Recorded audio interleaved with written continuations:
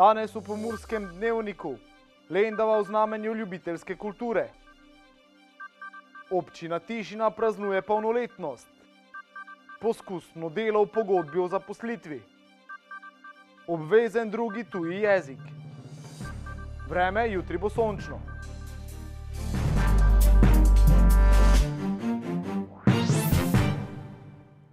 Spoštovane gledalke, cenjeni gledalci, lepo pozdravljeni.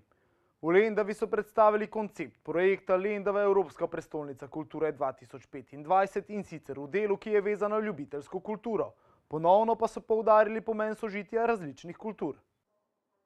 Kot pravi v Lendavi, je končni cilj še daleč, prihodnje leto pa pričakujejo razpis strani vlade ali Ministrstva za kulturo. Seveda takrat želimo biti čim bolj pripravljeni, ampak naša neka motivacija ni samo v tem, da eventualno dobimo ta naziv, ampak gre za proces, ki zelo je lepo vpet v te okvirje Evropske prestolnice kulture. To je eden od najuspešnejših, najprestižnejših projektov Evropske unije. Ljubiteljska kultura je v Lendavi izrednega pomena za ohranjanje kulturne dediščine, prenašanja izročila in nenazadnje tudi turistični utrip kraja.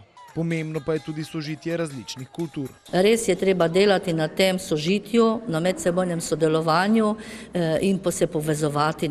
Jaz recimo pravim, da vsaka prireditev, ki je, mora vsebovati vse te kulture. Slovensko, madžarsko, hrvaško, romsko, pa tudi tukaj živijo tudi Srbi ali pa kakšne druge nacije in jih je treba povezovati. Že vse skozi je govora tudi o mladih in njihovi vlogi. Vsekakor menim, da mladi v lokalnem okolju imajo velik potencial. Tudi s tem namenom smo letos odprli čisto novo prizorišče na odru pri Ribiškem domu, ki ga v bistvu popolnosti tako organizirajo kot koordinirajo mladi.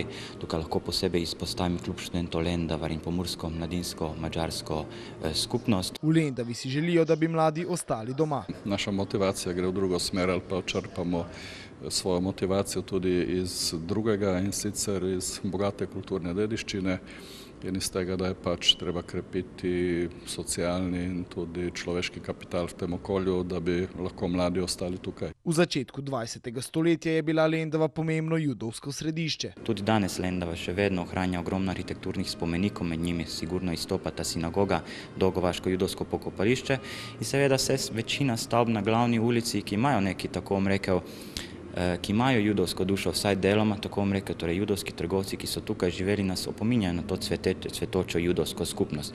Tako da v prihodnosti prav gotovo se bomo ukvarjali za zgodbo judovske dediščine, tudi glede na to, da je Evropsko leto kulturne dediščine, judovska zgodba prav gotovo med njimi. Nedolgo nazaj so v Lendavi podpisali sodelovanje s Svetom Pomurske razvojne regije, Međimursko županijo in Zalsko županijo ter regionalnimi središči Murske Sobote, Čakovca in Zalergesega. Želja je, da naredimo kakšno skupno produkcijo že za prihodnje leto in da naredimo en čezmejni festival ali eno čezmejno ponudbo, kar je neka novost ali pa neka stvar, o kateri se veliko pogovarjamo že leta pa leta, je pa bolj malo storjeno na tem. Pred njimi je še veliko dela, a z opravljenim so, kot pravijo, že zdaj zadovoljni.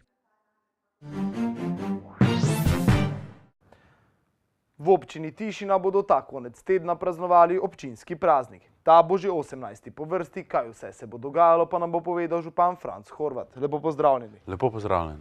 Torej, ta konec tedna nekako praznujete polnoletnost. Kaj vse ste pripravili? V bistvu praznujemo 17. občinski praznik, obenem tudi 20 let delovanja Gasilske zveze Tišina, ter tudi prevzem motorne brizgalne prostovoljnega gasilskega društva Krajina. Kaj ste pripravili za obiskovalce? Baje bo pestro. Pestro bo že v bistvu občinsko praznovanje se je začelo z dnevom repa prejšnjo nedeljo, sedaj potekajo vinocijevi dnevi, včeraj so že potekali prvi dan, do četrtka se potem v bistvu pri šotoru pri cerkvi na Tišini dogajajo prireditve v počastitev dr. Franca Ivanocija. Tukaj nekateri pravijo, da bi morali biti bolj strokovne zadeve, bolj neke debate, ampak če pogledamo zgodovino dr. Franca Ivanocija, ki je bil velik strokovnjak na področju teologije, se je vrnil med domače kmečke ljudi, med katerimi je najraje živel in oziroma ki je preživel tudi večino svojega delovanja. Z tem programom se potem konča v četrtek, petek je potem maša za pokojne duhovne pastirje v župniji Tišina. potem v soboto je mala maša, se pravi farni praznik, v nedeljo pa potem bo potekalo tudi praznovanje ob 17. občinskem prazniku, ki se bo pa dogajalo na krajini. Kako pomembno pa je v bistvu to druženje sedaj med ljudmi, ki se, kot sva se pogovarjala sama, kljub tehnologiji vedno manj družijo? Ja, to je v bistvu se pozna, da ljudje več ne komunicirajo tako, kot se nekoč.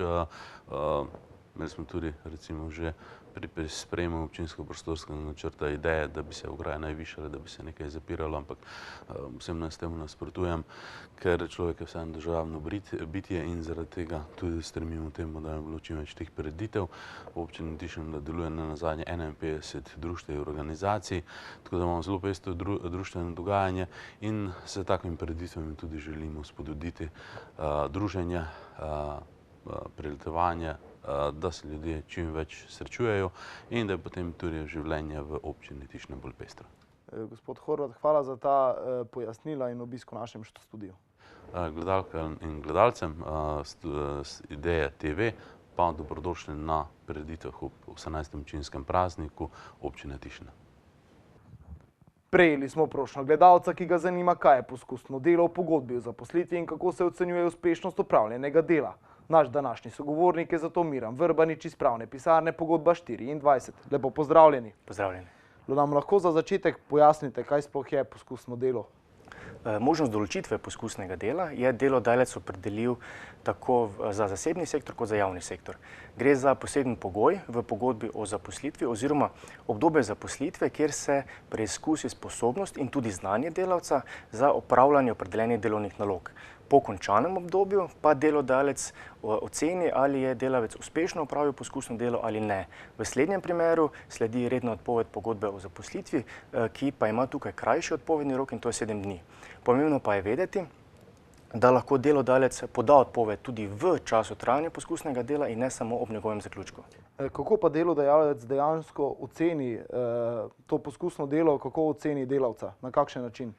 Ravno to vprašanje pa je srž problema, zna biti srž problema poskusnega dela. Iz sodne prakse se da razbrati, da se delovno sodišče tukaj postavi v bran delavca, kadar delodajalec ne uvede korektno delavca v delovno mesto ali celo ne določi načina spremljanja poskusnega dela in ne zastavi ciljev oziroma predstavi pričakovanj, na podlagi katerih se sploh lahko oceni uspešnost poskusnega dela. Hvala za ta pojasnila in obisk v našem studiu. Hvala vam. Novo šolsko leto prinaša kar nekaj novosti, največ v osnovnih šolah. Tako bo ponekod prvi tuji jezik kot obvezen že v 1. razredu in drugi tuji jezik v 7. razredu. Včeraj je kar 125 osnovnih šol začelo poskusno in delno izvajati spremenjen razširjen program, ki učencem med drugim omogoča dodatne ure gibanja. Še večje bodo spremembe v 19 šolah, ki so pristopile k izvajanju omenjenega programa v celoti, s čimer že v 1. razredu osnovne šole uvajajo obvezen prvi tuji jezik, obvezen drugi tuji jezik pa v 7. razredu. Doslej je obvezen prvi tuji jezik bil vključen v predmetnik šele v 2. razredu, a so se starši zanj v velikem številu prostovoljno odločali že v 1. razredu. Drugi tuji jezik je medtem obstajal le v izbirni obliki od 4. razreda. Med izbranimi šolami, vključenimi v celoten poskus, so tudi šole z območja Pomurja, natančneje dvojezična osnovna šola Prosenjakovci, osnovna šola Francita Prešerna Črenšovci in osnovna šola Fokovci. Odzivi v javnosti so vsekakor precej mešani. Zagovorniki zamisli opozarjajo predvsem na pomen znanja tujih jezikov in na prednost, ki jo ti predstavljajo pri iskanju zaposlitve. Nasprotniki so medtem kritični predvsem do pritiska, ki bi ga dodatne obveznosti lahko predstavljale za že sicer preobremenjene šolarje, porajajo pa se celo dvomi v samo učinkovitost tovrstnega učenja. Na Sobota Info poročajo o zborovanju varde oborožene s puškami in sekirami. Več o tem na sobotainfo.com, mi pa si poglejmo še kratke novice.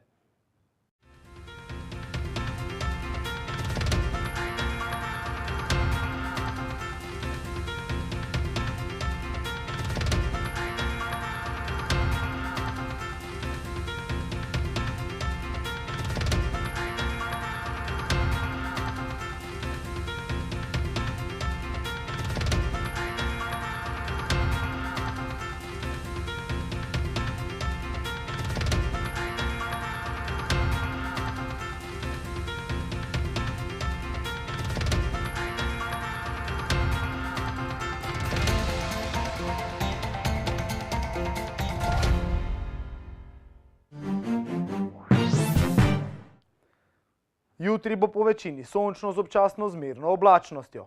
Popoldne lahko predvsem v hribovitem svetu nastane kakšna kratkotrajna ploha. Več o vremenu pa v vremenski napovedi. Danes smo imeli deževen dan s temperaturami okrog 24 stopinj Celzija. Opoldne ste v Krajinskem parku Goričko namerili 16, v Radencih in Murski Soboti 18, v Lendavi pa 19 stopinj Celzija. Jutri bo po večini sončno z občasno zmerno oblačnostjo. Popoldne lahko predvsem v hribovitem svetu nastane kakšna kratkotrajna ploha. Najnižje jutranje temperature bodo v severovzhodni Sloveniji, v Murski Soboti in Mariboru okoli 16, dnevne pa okoli 25 stopinj Celzija. V četrtek bo dokaj sončno, zjutraj bo ponekod po nižinah megla. Popoldne bo lahko nastala kakšna kratkotrajna ploha ali nevihta. Do večera bodo padavine, deloma nevihte od zahoda zajele večji del Slovenije. Temperature v naših krajih se bodo zjutraj gibale od 13 do 15, dnevne pa od 23 do 25 stopinj Celzija. Toliko smo vam pripravili v današnjem Pomurskem dnevniku. Za več informacij obiščite našo spletno stran. Bodite v naši družbi in nasvidenju do prihodnjič.